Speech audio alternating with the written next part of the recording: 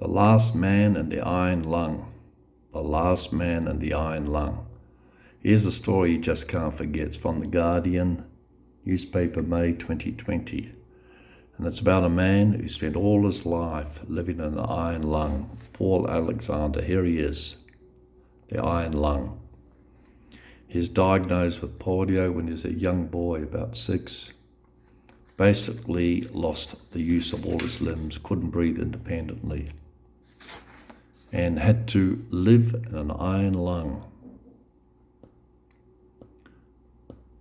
Now here are the wards during the 50s. Look at all these iron lungs where all these children had to live in them. These wards are frightening, but in some ways comparable to the overflowing ICU units we've seen in Europe and elsewhere with the COVID epidemic that we currently experienced 2020 and 2021. So this is a great story of hope. Paul went on to graduate from high school, and can you believe it? He became a lawyer. Even the doctors sometimes lost hope on him. They were basically expecting him to die. He used to get angry. He refused to die. He kept going. Here he is in the iron lung, his head protruding from one end.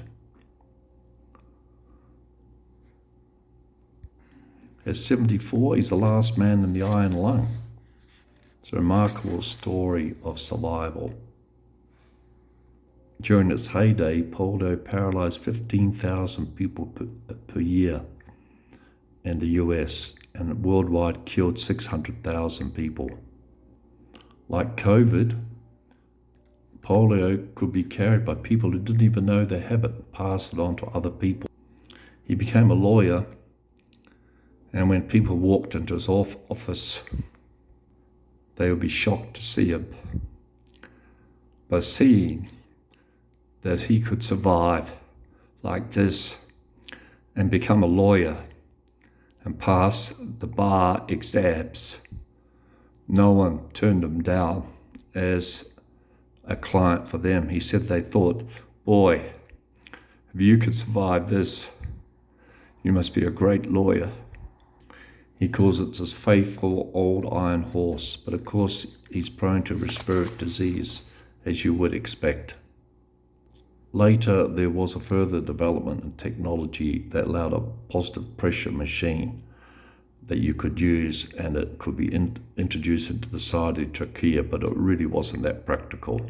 He's obviously always craved his independence, but it really wasn't possible. He's always been dependent upon carers and people to assist him. But he gets very angry when people ignore him when he goes into a restaurant. They don't actually talk directly to him. He used to say, you should get down on your knees and thank God it wasn't you. Well, polio has disappeared from the US since 79, the UK since 84. This man survives at 75. So let's use it as a lesson about the value of vaccinations as the world endures the current COVID outbreak. Let's not forget the terrible history of polio. It could return at any time if we forget about vaccinations. And let's thank our great scientists who put the vaccinations together for us and our public health authorities who make it available. The whole world salutes the courage of Paul Alexander.